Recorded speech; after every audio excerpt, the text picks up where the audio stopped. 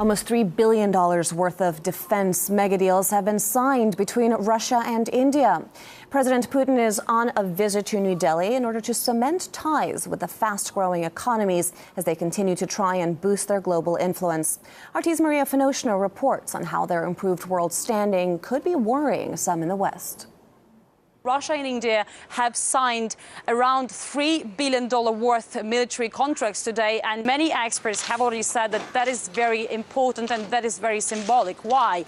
The thing is that today India is #1 weapon importer in the world, and Russia-made equipment accounts for more than 70% of the Indian military supplies. But recently India has signed many contracts with the US and Israel, and some have started saying that Russia is losing its role, its position in this particular region, and especially on the Indian military market. But with all these contracts signed today, we can say that's not the case, and cooperation is still very high, and Russia and India remain very close allies. This group, BRICS, of 5 growing states is making countries like America quite nervous because they have their own interests in this particular region, especially defense interests, boosting their military presence in the backyard of China.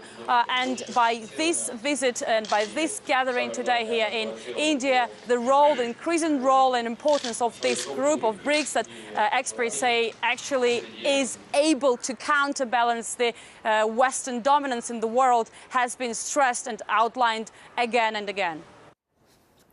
Well, geopolitical analyst William Engdahl says that the world's fast-growing economies have many more reasons for partnership than rivalry. I think we will see, out of necessity, a closer drawing together of Russia and China, simply because the challenges from the ballistic missile defense installations of the U.S., both against China and against Russia now over the last year, mean that they're both in the firing line of potential nuclear conflict with the United States and NATO, and that's no joke. And that is a hair trigger for war by miscalculation. The reasons for cooperation are much stronger at this point than the reasons for conflict.